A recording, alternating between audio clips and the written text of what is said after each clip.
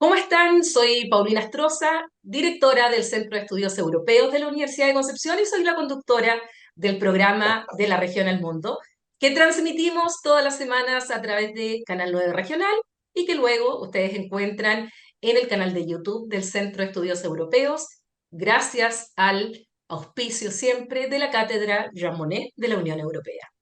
Hoy día tengo una invitada muy especial y que estoy muy contenta de poder conversar con ella, ya que acaba de estar la semana pasada en la Facultad de Ciencias Jurídicas y Sociales de la Universidad de Concepción en el aniversario de los 158 años de esta facultad, y me refiero a la subsecretaria Gloria de la Fuente, subsecretaria de Relaciones Exteriores, a quien ya paso a saludar. ¿Cómo está, subsecretaria? Hola Paulina, ¿cómo estás? Muchas gracias por la invitación, bueno, y muy contenta de haber estado hace un par de días ya en la Universidad de Concepción. Sí, aquí, bueno, vamos a conversar un poco justamente de lo que fue su clase magistral, porque es muy bueno que además el público en general conozca cuáles son los lineamientos del actual gobierno en materia de relaciones exteriores y explicar algunos temas en particular que yo creo que son muy interesantes para que la gente entienda de voz de la subsecretaria, bueno, de qué se trata. Antes de entrar a esto, una primera pregunta un poco más personal. ¿Cómo han sido estos 3 meses de aterrizaje como subsecretaria en el ámbito de la política exterior? Usted ha tenido ya experiencia internacional, sobre todo en transparencia internacional, como consejera también o asesora en organismos internacionales, pero distinto es cuando uno está dentro de un ministerio y ya, digamos, con la realidad de lo que significa una compleja administración pública como es Cancillería. Sí, bueno, han sido muy buenos meses, la verdad. He tenido 3 meses donde primero, esto fue una decisión personal y que comuniqué al equipo con el que estoy trabajando, un equipo por lo demás que se mantuvo absolutamente. Yo vengo del área también de modernización del Estado y yo creo profundamente en que uno tiene que distinguir entre funcionarios de gobierno y funcionarios de Estado. A mí no me parece esto es, y uno lo ve en los sustos, hay cambios y como que todo el mundo cree que se tiene que ir. Francamente, yo encontré un equipo de primer nivel en la subsecretaría, sigo manteniendo la misma opinión después de 3 meses y me quedé con ese equipo trabajando, ¿no? Y estoy muy contenta con eso.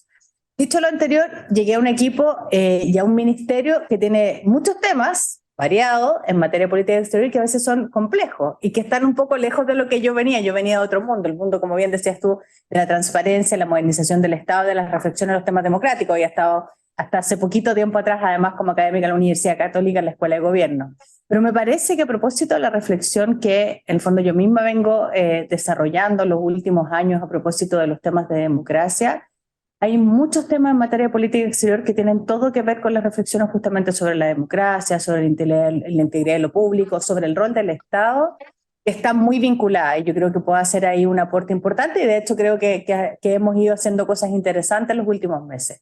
Es un balance muy positivo, la Cancillería tiene un buen equipo de personas, un muy buen equipo de personas. Llegué además a trabajar en un equipo, un nuevo equipo que está liderado, encabezado por el ministro Van Claveren, que es un honor de verdad y un orgullo trabajar con él. Es una persona que conoce mucho los temas, muy competente.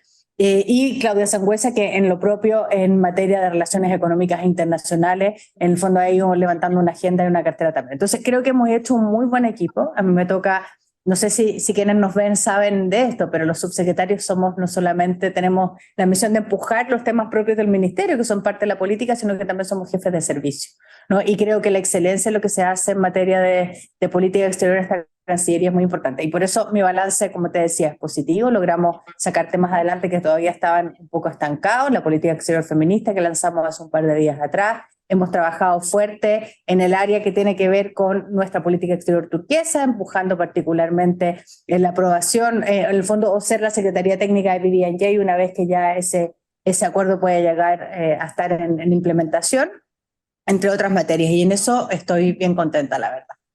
Han Ahora, sido buenos 3 meses.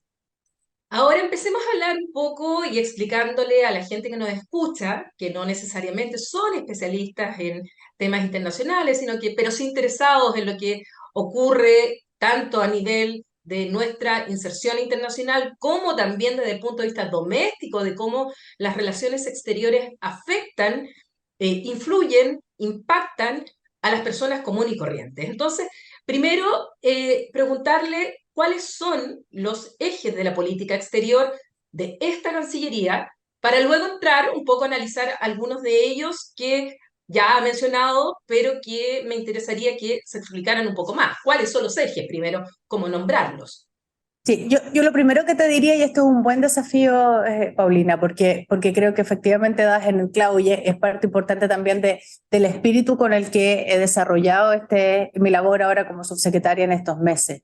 Yo creo que una labor importante que tiene la política exterior es explicarle a las personas por qué es relevante para su vida cotidiana, ¿no? Y yo creo que ahí hay un desafío que nosotros tenemos en la Cancillería.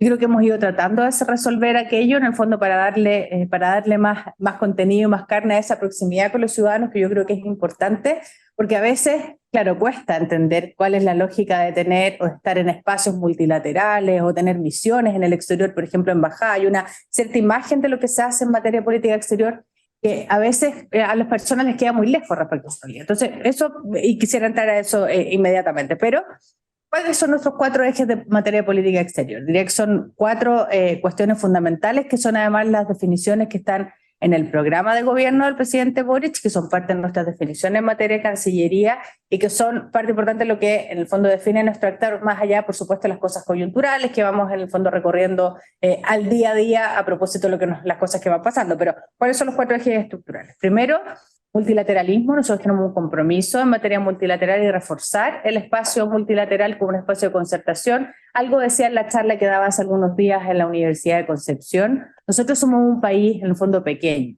No somos un país, una potencia en el mundo. Somos un país además en vías de desarrollo. Tampoco somos un país desarrollado. Necesitamos concertarnos con otros para empujar ciertas cuestiones, ciertos temas en la arena internacional. Esto pasa en materia de derechos humanos, pasa en materia medioambiental y pasa en otros temas.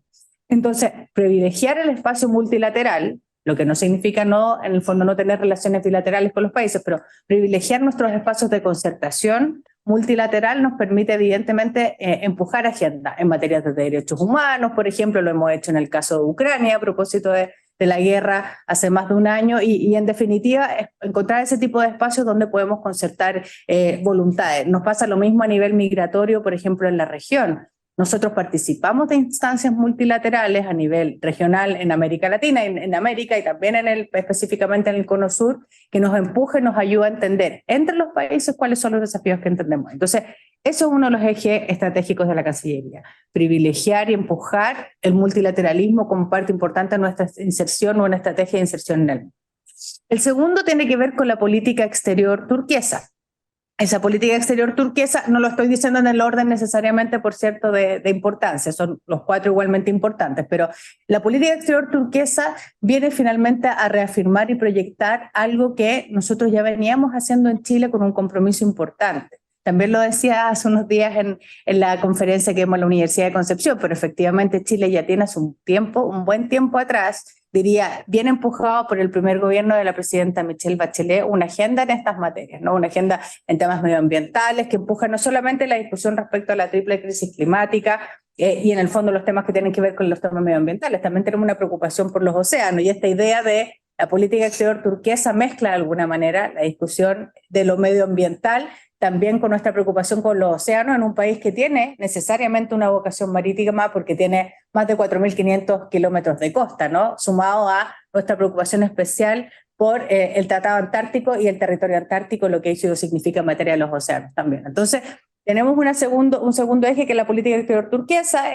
Recientemente el presidente de la República lo dijo en el encuentro en Santo Domingo, la cumbre iberoamericana, lo volvió a reafirmar ahora hace poco en la cuenta pública. Nosotros quisiéramos además en esa vocación y coherente con esa vocación en la protección del mar en particular, tener la Secretaría del Tratado de BBNJ, que básicamente es la protección, es reafirmar nuestra protección de los océanos más allá de las zonas propias de protección. Y nos parece que eso también es parte importante de nuestra política y es coherente, como digo, con lo que de alguna manera se venía haciendo en materia de política exterior, pero reafirma y proyecta una agenda que tiene estos 2 componentes, como decía, que transforman esto en la política exterior turquesa.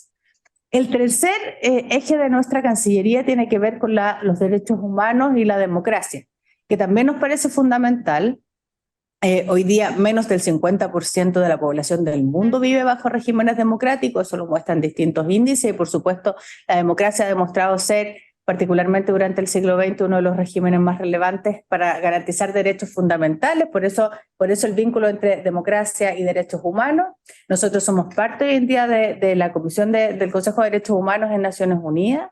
Eso no es la primera vez que estamos ahí, pero nos parece que es un motivo sin duda de orgullo para nuestro país, que viene a reafirmar el compromiso de Chile en materia de defensa de los derechos, restricta de los derechos humanos. Por eso también hemos, en el fondo, suscrito distintas declaraciones que van en esa línea y hemos empujado una agenda de esas características. Ese es básicamente el tercer eje. Y el último eje, que fue un anuncio que hicimos ya como en su detalle más y de sus componentes, la proyección de esa agenda tiene que ver con la política exterior feminista que lanzamos hace apenas un par de días atrás. Esto es parte importante también del eje estructural. Nosotros no se había lanzado antes en la administración anterior porque había algunos ajustes todavía que hacer, pero es parte importante de la convicción que tiene este ministerio y bueno, y además fue parte de un proceso participativo también. Hubo muchas opiniones que se recogieron a propósito de el lanzar una política exterior feminista también como un eje estratégico de la Cancillería, entendiendo que esto era parte del programa de gobierno. Y Sobre en ese ese... punto, perdón, subsecretaria, que la interrumpa.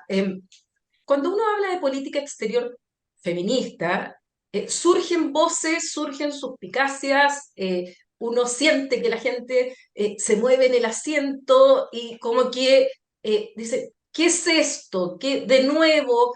¿Qué cosas nos están vendiendo de nuevo? Como si esto fuera algo extraño que el gobierno de Chile hoy día está planteando. Y como, ¿qué viene ahora? Eh, ¿Cómo romper esa cierta resistencia o suspicacia, sobre todo cuando uno observa, y es algo a lo cual yo me dedico, observar lo que pasa en el resto del mundo, donde también vemos en algunos sectores una suerte de retroceso en ciertos avances progresistas que se habían planteado, por ejemplo, en políticas exteriores feministas en otros países, y en los cuales además ha surgido o resurgido o ha nacido, como queramos, un sentimiento bastante conservador. ¿Cómo explicarle entonces a las personas que es importante que haya una política exterior feminista? ¿Cuál es el objetivo que tiene? ¿Qué es lo que busca? ¿Es solo poner más mujeres en cargo de poder dentro de Cancillería o va más allá? Tiene una visión mucho más profunda que eso. Es una muy buena pregunta la que tú haces y justamente por eso quisimos lanzar, no solamente hacer un acto de lanzamiento, sino que lanzar un documento y un documento que hemos dicho también es un documento vivo porque entendemos que esta es una discusión que hoy en día existe también en el mundo. No porque sea una conversación o una discusión que existe en el mundo, nosotros no tenemos la convicción de que es importante. Y por dos cosas diría. O tres, tal vez. Primero, porque no se trata de algo nuevo en Chile. Nosotros en la práctica, dentro de nuestros tratados y acuerdos internacionales, ya hace muchas décadas atrás venimos suscribiendo y somos parte de tratados y acuerdos que en la práctica lo que hacen es proteger a las mujeres, por ejemplo, visibilizar el fenómeno de la violencia contra las mujeres, contra niñas y adolescentes, en el fondo establecer efectivamente la necesidad, por lo tanto que los estados hagan cargo de generar políticas al respecto, mecanismos de seguimiento en esta materia, la propia Agenda 2030, que contiene instrumentos relevantes en torno a la igualdad de género. Por lo tanto, esto viene, en el fondo, a reforzar una parte importante de lo que ya nuestra política exterior estaba haciendo, ¿no? Pero ¿qué es importante añadirle a eso? Que en el fondo es, de nuevo, y muy en la lógica de la política exterior turquesa, es consolidar y proyectar un esfuerzo que ya es coherente con lo que nosotros veníamos haciendo. Pero hay dos componentes más que son relevantes. Nosotros creemos que la igualdad de género es una agenda que es básicamente un imperativo democrático también. Y por lo tanto hay que ponerlo en la discusión en las agendas distintas a las agendas multilaterales. Y también una discusión de derechos humanos a propósito de lo que te decía, tratados y acuerdos internacionales que Chile ha suscrito. Entonces, visibilizar y proyectar esa agenda creemos que es muy coherente con otros ejes de nuestra propia política exterior, en el ámbito multilateral y en el ámbito en materia de derechos humanos y defensa de la democracia.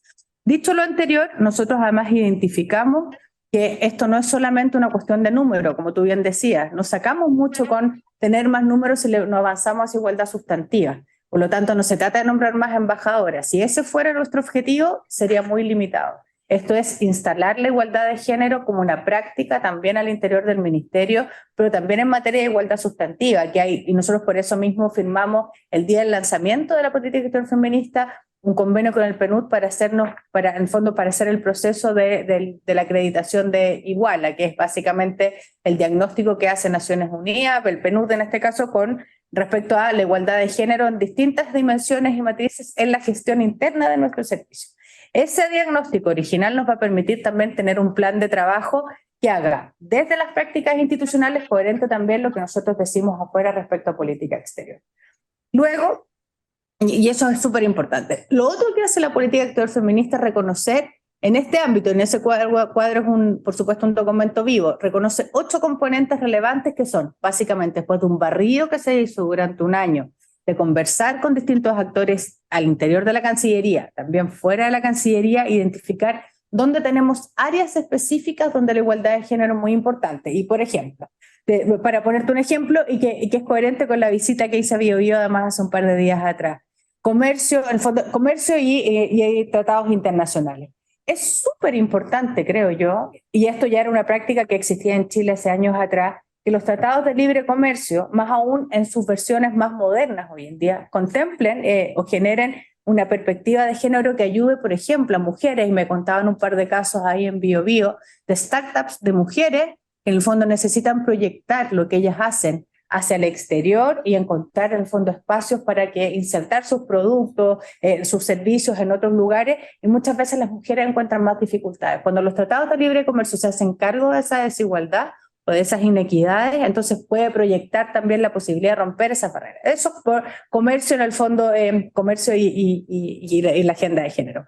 En materia de política de cuidado, nosotros a nivel nacional tenemos, y estamos en la construcción de una política nacional de cuidado, pero esto también es una discusión que se ha instalado en el mundo. Ahí donde los países no reconocen un trabajo que es tan importante como el cuidado de enfermos o de adultos mayores, un trabajo que no es remunerado, finalmente es una sociedad que está desconociendo una parte importante del debate que se ha ido dando en el mundo también sobre cómo generamos condiciones de igualdad de género y de reconocer ese tipo de trabajo como un trabajo que contribuye también al desarrollo de nuestras sociedades. Eso que ha estado instalado en distintas agendas en el ámbito multilateral, nosotros nos parece que es un eje importante que nosotros podemos proyectar. Hay otros componentes que tienen que ver con cambio climático, por ejemplo. Sabemos efectivamente que las crisis climáticas, que en muchos casos producen, por ejemplo, migraciones masivas de personas, generan en muchas circunstancias más vulneraciones para mujeres y para niñas que para hombres, por ejemplo, ¿no? Y afectan en muchos casos más a las mujeres que a los hombres. En fin, esta agenda tiene 8 componentes que por supuesto estamos discutiendo, ya habíamos discutido con encargados de relaciones internacionales de los distintos ministerios, estamos también en esa propia discusión. Esta es una discusión que nosotros queremos seguir teniendo además con algunos otros países que ya también han lanzado una política exterior de estas características. Hace poquito estuve en Argentina justamente discutiendo con la encargada de la política de género en Argentina a propósito de estas materias. Queremos juntarnos con Canadá en las próximas semanas porque ellos tienen un mecanismo de seguimiento además. Pero nos parece que esto es clave, y es clave porque, insisto, y esto lo he dicho harto en los últimos días, esto no es una majadería ni una agenda en el fondo como muy particular, sino que creemos que es un imperativo democrático. No es una agenda identitaria, es un imperativo democrático que creemos que es coherente con lo que hemos hecho hasta ahora. Ahora, y esto lo hemos conversado, ministra, subsecretaria, estoy Si no me subiendo, suba el rango, soy subsecretario, no me. me van a retar por otro lado. Bueno, nosotros lo hemos comentado, las mujeres en general, no solamente en el ámbito internacional, sino que en cualquier área en la cual nosotros nos desarrollamos, nos exigen el doble y el triple que a los hombres. Uno tiene que estar sometida a una presión y a demostrar casi que uno se merece el estar en un cargo, tener por nuestras capacidades, no solo por ser mujer.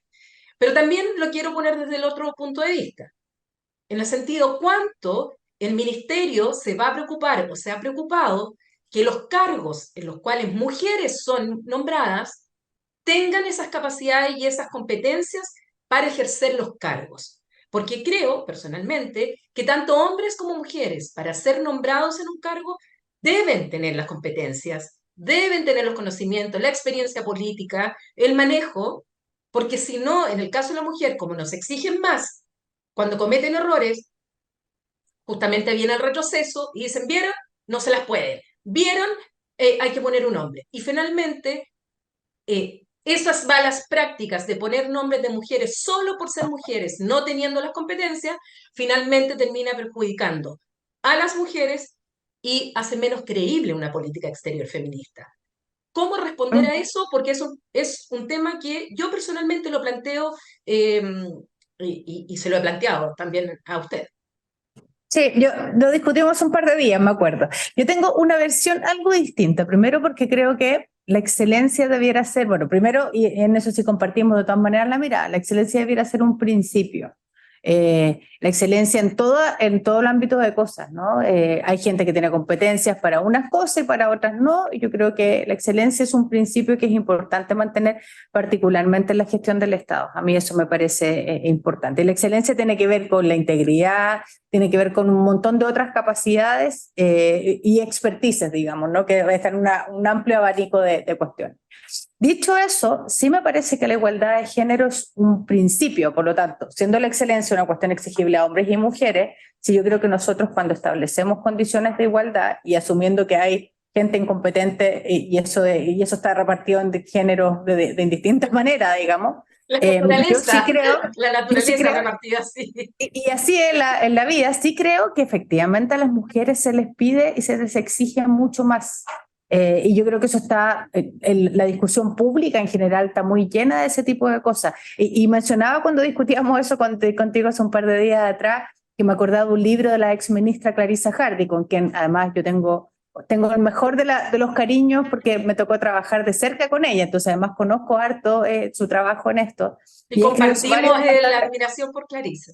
Sí, sí, sí. O sea, es una mujer muy inteligente que ha tenido una trayectoria muy brillante y yo la verdad le tengo mucho, mucho cariño. Y ella escribió hace un par de años atrás, además, mirando justo la experiencia también que a ella le tocó, un libro que se llama Liderazgo, y que decía esto: ¿por qué en la práctica visibilicemos también o hagámonos cargo? Estoy simplificando el argumento, por cierto, pero hagámonos cargo también que a hombres y mujeres que miran desde afuera y lo evalúan, le piden en el fondo o son muchísimo más exigentes en general con las mujeres, cuando en realidad la tontera o no, las incapacidades o no están repartidas de manera equitativa. Entonces, si queremos establecer igualdad de principio, hagámonos cargo también con que hay cosas que en el fondo pueden, o sea, que debieran en el fondo no afectar en ese juicio. Por lo tanto, en el fondo, hagámonos cargo también que la igualdad, si creemos que la igualdad es un principio, entonces todos debieran tener las mismas oportunidades, ¿no? Y entonces creo que eso cambia el eje de la discusión respecto a dónde debiera estar puesta la excelencia para todos, pero no tenemos que ser por lo mismo más exigente con mujeres que con hombres. Y lo digo porque yo creo que hay que intencionar un cierto juicio respecto a eso. A mí me pasó en mi propia trayectoria de vida. A mí me preguntaban, no, pero usted que es directora ejecutiva de esta fundación, pero que usted llegó a esta parte, no sé qué, yo estudié en un colegio público. Ay, pero ¿quién es su marido? ¿Pero qué le importa a usted que es su marido? Porque el supuesto es como quién te trajo aquí, ¿no? Cuando uno en la práctica, O con las trabajo, preguntas son otras en otro sentido. y sí, sin duda. Y yo creo que eso hay que visibilizarlo. Y hay que hacerse cargo de ese tipo de argumentos que le genera hasta el día de hoy, habiendo avanzado lo mucho que hemos avanzado, creo yo, además después de haber tenido una mujer presidenta hasta el 2006. Era imposible pensar que una mujer podía ser presidenta.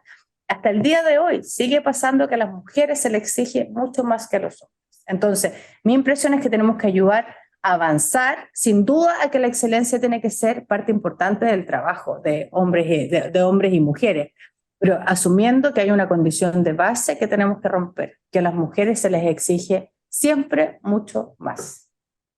A veces también ocurre que, y aquí voy a hablar un poco más en el ámbito personal, que las críticas, por ejemplo, eh, uno, yo he sido muy crítica de cancilleres, hombres, y, y es públicamente conocido que fui muy crítica de cancilleres hombres. Y también fui muy crítica de una canciller mujer. Pero sin embargo, como que se pone el acento de que, oh, la criticó porque es mujer. Y surge esto, y cuando la verdad he criticado mucho más a hombres que mujeres en el ejercicio de sus cargos. Entonces también surge esto de me están criticando porque soy mujer, me exigen más porque soy mujer. Y la verdad es que a veces uno, como observadora, critica la competencia o incompetencia independiente de si es mujer u hombre. Entonces también ese discurso puede sonar un poco a excusa cuando uno hace una crítica respetuosa, fundada, y resulta que a veces uno puede haber sido mucho más duro con un hombre que con una mujer. ¿Cómo responder también a eso? Porque las mujeres sí estamos sometidas a crítica y eso no significa necesariamente que nos las hagan porque somos mujeres, tal vez es porque lo estamos haciendo mal en algunos Tal casos. vez ahí claro, tal vez ahí en la discusión pública hay que como distinguir, ¿no? Entre las críticas que son de carácter técnico, de las críticas que son de carácter político, que tienen que ver básicamente con la gestión del poder, y de aquellas críticas que están más en la órbita, diría yo, de la crítica personal. Yo creo que lamentablemente esto, uno que ha hecho actividad pública además ha estado sometido también a eso.